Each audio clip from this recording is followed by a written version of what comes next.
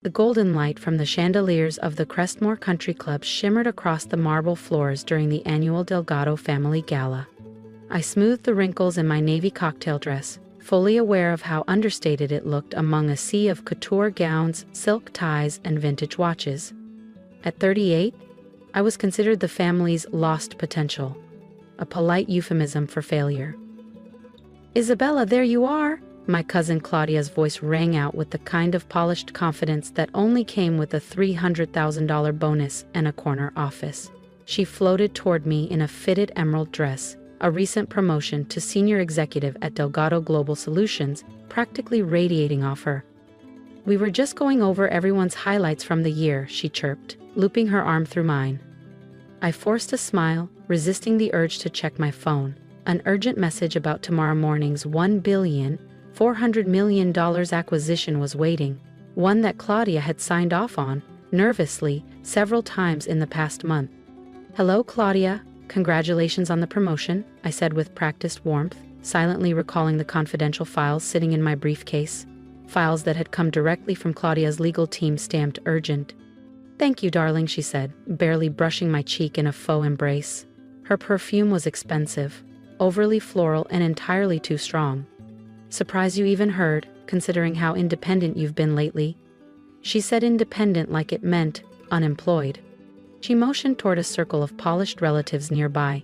"We've just been chatting about the year's accomplishments. Mateo got tenure at Stanford, Leela just opened her 4th boutique in Soho, and of course, I'm leading the Delgado Tech merger with Easton Industries." Just then, Aunt Marcella, my father's sister and Claudia's mother, appeared beside us, a flute of champagne in hand and judgment in her eyes. "And what about you, Isabella? Still doing that consulting thing?" The way she said consulting made it sound like I was hawking prepaid cell phones in a mall kiosk. "Yes, still consulting," I replied evenly, sipping my sparkling water. I thought of the global meeting set for tomorrow, the final green light moment where I would sit across from Claudia's executive team and approve the terms that would either save or swallow Delgado Tech whole. 10 years, Claudia mused, shaking her head slowly like she was mourning a loss. 10 years since you walked away from that prestigious position at Sterling & Co. And for what? A boutique consultancy nobody's ever heard of? I thought of my private villa in Lake Como, the townhouse in London, and the tech startup I'd quietly bought out last month, none of it under my name. The real power of Vanguard Strategies lay in its anonymity. As founder and CEO, I had grown it into one of the most discreet and influential forces in global corporate strategy, operating behind shell entities and layers of holding companies. "We're doing just fine," I said, letting the edges of a smile slip through. "How's the merger coming, by the way? I heard Easton's board was pushing back on the proposed equity split." Claudia's polished expression faltered for half a beat. "It's under control," she said quickly. "But I wouldn't expect you to understand billion-dollar negotiations." Before I could answer, our cousin Rafael, newly made junior partner at a mid-size law firm, sidled up with a glass of bourbon in hand. "Isabella, still in that tiny office on Lincoln Street. You know we're hiring if you're ever interested in something more stable, admin support perhaps. I could put in a word." I bit back a laugh. Just last week, Rafael's firm had pitched their services to Vanguard, hoping to land a role in the Easton merger. They had no idea the CEO in the video call, blurred background, understated tone, had been me. "That's very kind, Rafael," I said, smiling sweetly. "But I'm quite happy where I am." And I was. Very happy, in fact. Because tomorrow, they'd all find out who really signed the contract that saved their legacy. "Honey," Aunt Marcella interjected, her voice sugar-coated with that fake concern only family can perfect. "You really shouldn't settle for just being comfortable. Look at Claudia. She's about to close the biggest deal in Delgado Global's history. The merger with Easton Industries will make her career." If only they knew. Easton was one of my shell companies, created specifically to pressure Delgado Global into a corner, right where Vanguard Strategies could step in as the savior. Claudia's career-making merger was actually the final move in a plan I'd spent years constructing. A plan designed not just to expand my firm's influence, but to show my family exactly who they'd been overlooking all this time. "Speaking of the merger," Claudia said, checking her rose gold watch, I should go. Early meeting tomorrow with the consulting team. They're just advisors, of course, but corporate likes us to humor them. She gave me a bright, patronizing smile. You should stop by sometime, Isabella. See what a real business looks like. I swirled the last of my water and placed the glass down calmly. Actually, I replied, I've got a meeting of my own tomorrow, a signing ceremony, in fact, rather important contract. Raphael, ever the opportunist, grinned. Finally landed a client for that little consulting firm of yours? I met his gaze and smiled, not smugly, just knowingly. You could say that. Tomorrow's going to change a lot of things. As I slipped out of the ballroom, I heard Claudia's voice behind me, hushed but cutting. Poor Isabella, still playing pretend after all these years. What a waste of potential. In the quiet of my car, I finally checked the email buzzing in my pocket. It was from Matteo, my senior advisor. Everything's ready. Delgado's board is desperate. They'll sign anything. They still don't know we hold every card. I drove through the city to my penthouse, a place my family didn't know existed, and spent the evening reviewing the final terms. The merger contract was long, dense, and beautifully engineered. Buried in it were clauses that would shift strategic control of Delgado Global directly into Vanguard's hands, and ultimately, mine. Claudia thought she was closing a deal. In reality, she was delivering her company, our family's legacy, to the cousin she'd always treated like background noise. In my home office, I opened the secure cabinet and pulled out a thick folder labeled Project Delgado. Inside were years of notes, timelines, comments, even family interactions, all lined up next to pivotal business moves. Every smug remark, every time they called me ambitious in a cute way, every backhanded compliment was part of the data that brought us here. I picked up my phone. Sarah, I said to my assistant, make sure the penthouse conference room is prepped for 9 a.m. Also, let's have the photographer ready. I want every second of tomorrow documented. Yes, Miss Phoenix, she replied without missing a beat. That name, Miss Phoenix, never appeared at family dinners. But tomorrow, it would be engraved on the final page of a billion-dollar contract. As I lay in bed that night, I couldn't help but smile. Revenge didn't need to be cruel or loud. Sometimes it just needed a signature line that read, Isabella Phoenix, CEO, Vanguard Strategies. The next morning, I stepped into my private elevator at the heart of Manhattan's most prestigious office tower. My tailored charcoal Armani suit, never worn to family functions, fit like armor. As I rose to the 62nd floor, the city lit up beneath me, unaware it was about to witness a quiet reckoning. The elevator doors opened to floor-to-ceiling glass in a perfectly set boardroom. Good morning, Miss Phoenix, Sarah greeted, placing a folder on the table. Let's begin, I said. And just like that, the game changed, forever. Good morning, Miss Phoenix, Sarah greeted me as I stepped out of the private elevator into Vanguard's executive wing. After 10 years, she was one of the few people who had witnessed both sides of my life. Isabella Delgado, the family failure, and Isabella Phoenix, the woman behind one of the most powerful consulting firms on the planet. The Delgado Global team is in the main conference room, Sarah added, walking alongside me. Your cousin Claudia is vocal about the delay. I glanced at my reflection in the brushed steel walls. Gone was the quietly dressed Isabella from last night's family gala. Today, I wore a tailored suit in deep charcoal, sharp lines, and quiet confidence. Today, I was Isabella Phoenix. How long have they been waiting? I asked, already knowing the answer. 20 minutes, Sarah said with a glint of mischief. Miss Delgado has mentioned her critical executive schedule approximately a dozen times. Well then, I adjusted my jacket. Let's not keep them waiting any longer. The main conference room was a glass and marble monument to power.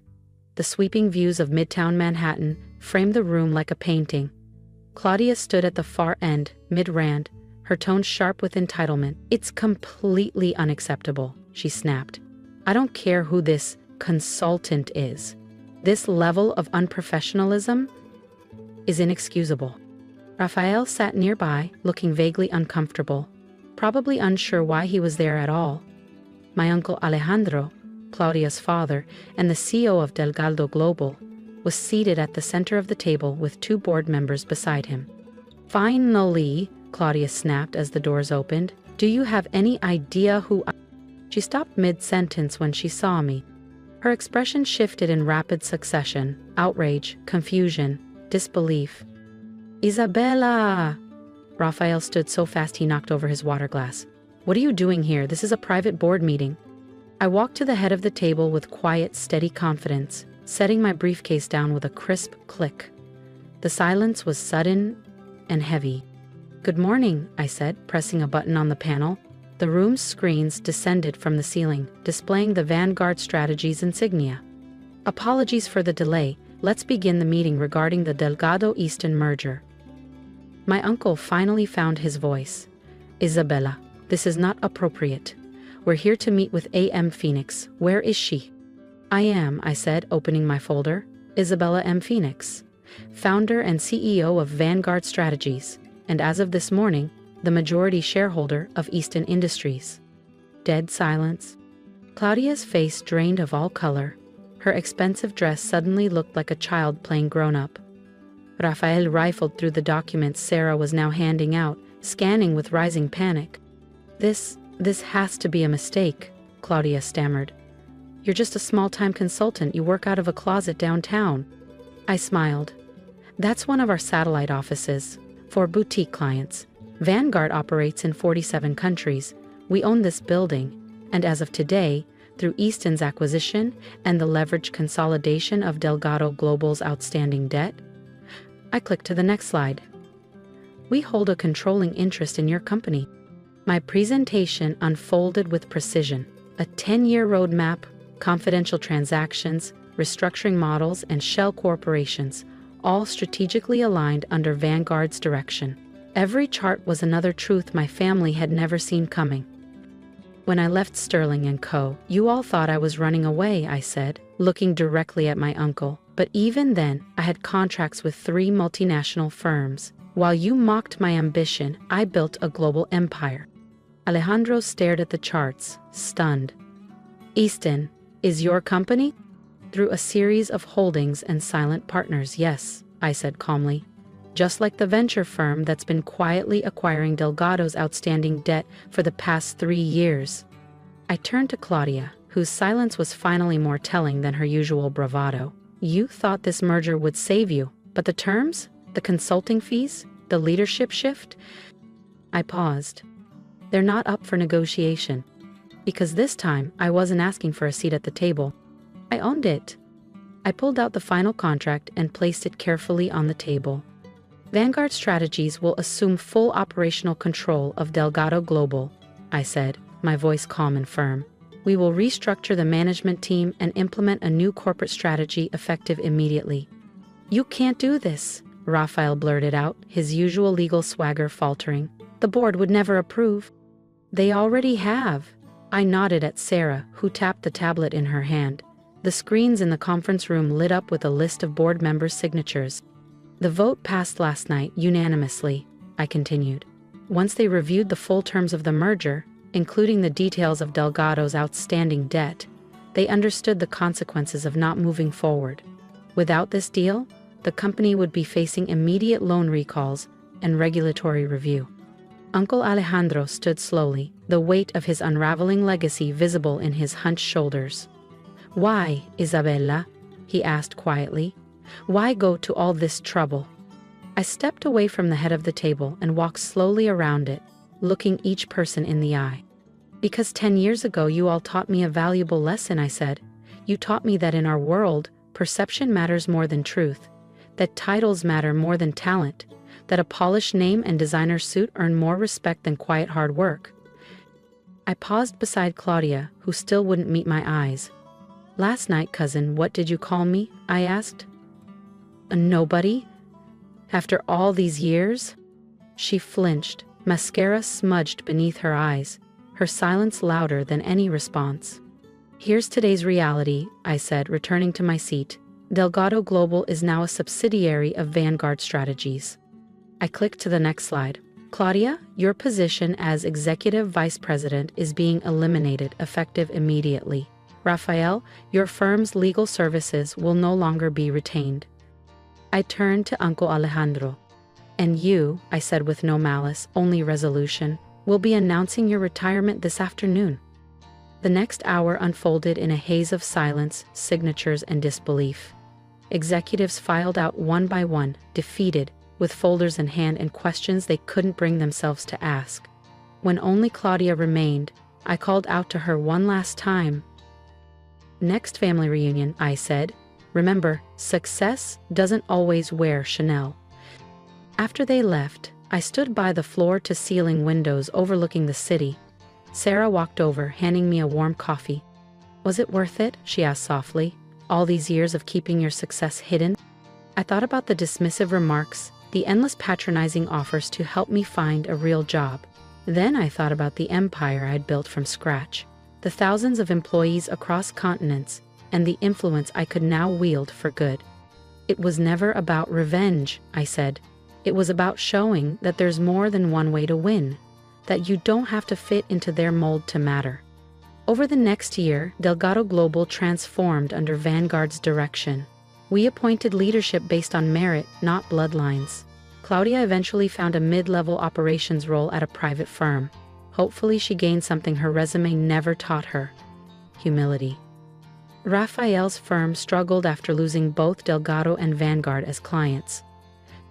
And the family dynamics? Those shifted too. The next reunion took place in a quieter venue, a garden, not a ballroom. There were fewer Rolexes, less posturing, and more honesty. Aunt Marcella even asked about my company, not with sarcasm this time, but with genuine interest, though she still winced every time someone mentioned Vanguard strategies.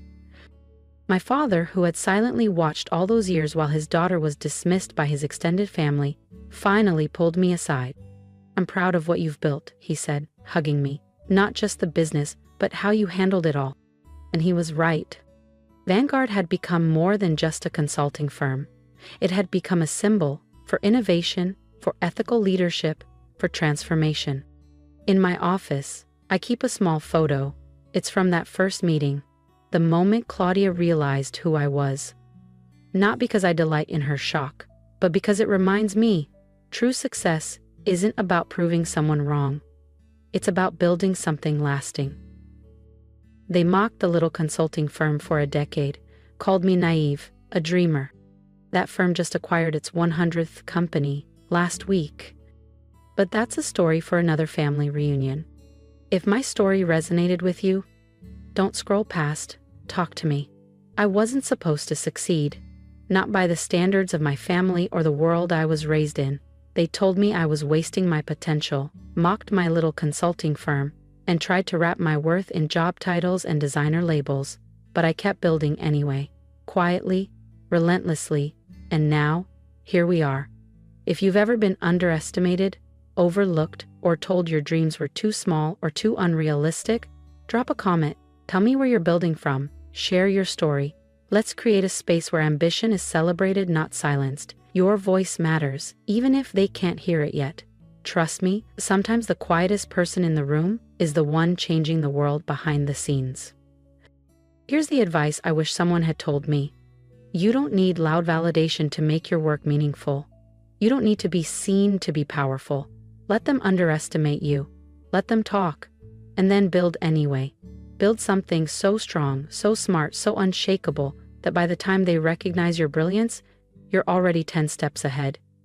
Success doesn't have to look how they expect. It just has to be yours, on your terms.